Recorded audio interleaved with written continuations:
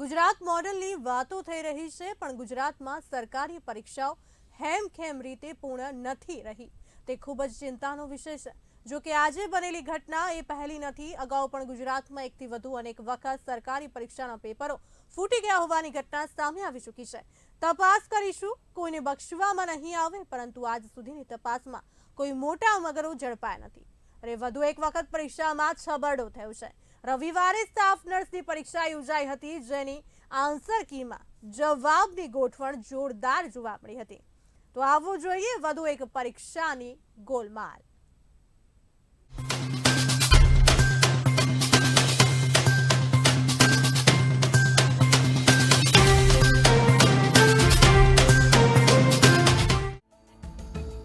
Gujarat model પરીક્ષા ક્યારે લઈ શકશે પારદર્શક?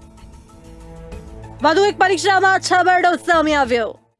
એક છબરડો, લાખો યુવાનોની મહેનત પર પાણી। સ્ટાફ નર્સની પરીક્ષામાં મોટા પાયે ગોલમાલની ગંધ। આન્સર કીમાં એબીસીડી ક્રમશઃ પ્રમાણે જવાબો। આક્ષેપો બાદ આરોગ્ય વિભાગે આપ્યા તપાસના આદેશ। ગુજરાતમાં પેપર ફૂટવું કે પરીક્ષામાં છબરડા હવે નવાઈ જેવું રહ્યું જ નથી, કેમ કે તંત્ર સદંતર પારદર્શક પરીક્ષા લેવામાં નિષ્ફળ નીવડી રહ્યું છે। ત્યારે વધુ એક પરીક્ષામાં છબરડાનો આક્ષેપ સામે આવ્યો છે। રવિવારે સ્ટાફ નર્સિંગની 1900 જગ્યા ઉપરની ભરતી માટે પરીક્ષા યોજાઈ હતી, જેમાં 70,000 થી વધારે ઉમેદવારો પોતાનું નસીબ અજમાવવા માટે પરીક્ષા આપી હતી।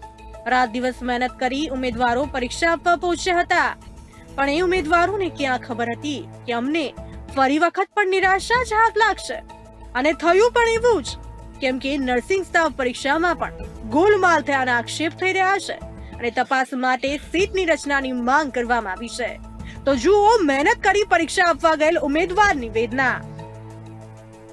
ગત 9/2/2025 ને રવિવારના રોજ લેવાયેલ સ્ટાફ નર્સની પરીક્ષાની જે કાલે આન્સર કી આવી છે, તેના જોયા પરથી એવું લાગે છે કે આન્સર કીમાં ક્રમશઃ એબીસીડી આખા 1 થી 100 પ્રશ્નોમાં એ પ્રશ્ન પુસ્તિકા બી, સી અને ડી ચારેયમાં સેમ પેટર્ન, એટલે આના ઉપરથી એવું લાગી રહ્યું છે કે ક્યાંક ને ક્યાંક પરીક્ષામાં ગેરરીતિ થઈ છે। અને બીજું, ઘણા વિદ્યાર્થીઓના કહેવા મુજબ અમુક સ્ટાફે જે પરીક્ષાર્થીઓ હતા તેમને 20-25 મિનિટમાં પેપર પૂરું કરીને બેઠેલા હતા। તો એનો મતલબ એવો છે કે 100 પ્રશ્નો હોય તો વાંચતા 1 કલાક જેટલો ટાઈમ લાગી જાય, તો 20 મિનિટમાં પણ પેપર પૂરું કરીને બેઠેલા વિદ્યાર્થીઓના ન્યૂઝ મળેલા છે। અને ત્રીજી વસ્તુ કે જે ભરતી આ પેપર છે, તો પેપરમાં બારકોડ સ્ટીકર જ નથી, ડાયરેક્ટ ઉપર કોઈનો પણ સીટ નંબર ખબર પડી જાય। તો આ ભરતીમાં ક્યાંક ને ક્યાંક ગેરરીતિ થઈ એવી છે। તો સરકારશ્રીનું ધ્યાન દોરું કે યોગ્ય તપાસ થાય અને પછી જ આનું યોગ્ય નિરાકરણ આવે તેવી આશા રાખું છું। 1 કલાકનું પેપર ઘણા ઉમેદવારોએ 20 થી 25 મિનિટમાં ખતમ કરી નાખ્યું હતું, એવો આક્ષેપ પણ કરવામાં આવી રહ્યો છે। સાથે જ સમગ્ર મામલે તટસ્થ તપાસની માંગ કરવામાં આવી છે। જો કે આ પહેલી ઘટના નથી કે પેપરમાં ગોટાળો સામે આવ્યો હોય। અગાઉ પણ અનેક વખત આવી ઘટનાઓ સામે આવી ચૂકી હતી અને તે લઈને સરકારે કૌભાંડીઓ સામે કડક પગલાં લેવા વિધાનસભામાં બિલ પાસ કરી કડક સજા થાય તેવી જોગવાઈ પણ કરી છે। તો પણ કડક કાયદાનો ડર ના હોય તે રીતે સતત વિદ્યાર્થીઓના ભાવિ સાથે ચેડા થઈ રહ્યા છે। ત્યારે સખત મહેનત કરતા યુવાનોના ભવિષ્ય સાથે ચેડા ગુજરાત મોડલ ક્યારે અટકાવી શકશે? ગુજરાતના ભાવિ યુવાનોનું ઉજ્જવળ ભવિષ્ય કોણ કરી રહ્યું છે બરબાદ? યુવાનોની મહેનત પર કોણ ફેરવી રહ્યું છે પાણી? કોણ છે ગોલમાલનો મુખ્ય ખેલાડી?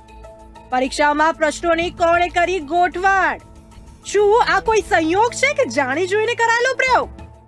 આન્સર કીમાં એબીસીડી ક્રમશઃ મુજબ કેવી રીતે ગોઠવાયા જવાબો? નર્સની પરીક્ષા શંકાના દાયરામાં કરવામાં આવશે તપાસ? ગુજરાતમાં રવિવારે સ્ટાફ નર્સિંગની ભરતી માટે પરીક્ષા યોજાઈ હતી।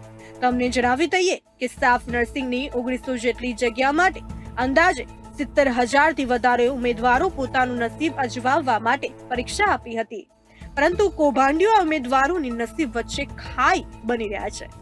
સૂત્રો દ્વારા એવું જાણવા મળ્યું છે કે નર્સિંગ સ્ટાફની ભરતી પરીક્ષામાં મોટા પાયે ગોલમાલ થઈ હોવાની ગંધ આવી રહી છે।